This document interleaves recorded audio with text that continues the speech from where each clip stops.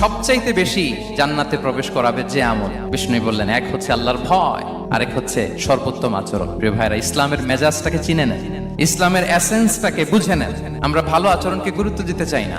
অনেক নামাজি লোক দেখবেন নামাজ পড়তে পড়তে কপালে কালো দাগ ফেলে দিচ্ছে, বাসায় বউয়ের সাথে খারাপ আচরণ করে, খিটখিটে মেজাজের, প্রতিবেশীর সাথে শুধু ঝগড়া, কলিগদের সাথে ঝগড়া, মারামারি, দুঃসম্পর্ক, এরকম আছে না? নাই বলেন, আছে না? কিন্তু নামাজি, অনেক বড় হাজি, একদিনও কোরআন তেলাওয়াত মিস হয় না। তো এত আবাদত করেও সে ইসলামের আসল এসেন্সটাকে ধরতে পারেনি। বিষ্ণু বললেন, সবচেয়ে বেশি জান্নাতে প্রবেশ করাবে যে দুটি আমল, একটি হচ্ছে তাকওয়াল্লাহ, আল্লাহর ভয়, আরেকটি হচ্ছে উত্তম আচরণ, সর্বোত্তম আচরণ। তো আমরা যেন উত্তম আচরণের অধিকারী হই। আমার স্ত্রীর সাথে যেন ভালো আচরণ করি, প্রতিবেশীর সাথে যেন ভালো আচরণ করি, ছেলে মেয়েদের সাথে যেন আমাদের অ্যাটিটিউডটা ভালো থাকে, আচরণটা ভালো থাকে, কলিগের সাথে যেন ভালো থাকে। বিশ্বনবীর আচরণ যেমন ছিল তেমন আচরণ যেন আমরা গড়ে তুলতে পারি। আওয়াজ করে পড়ুন আমিন। সুনানে আবু দাউদের এক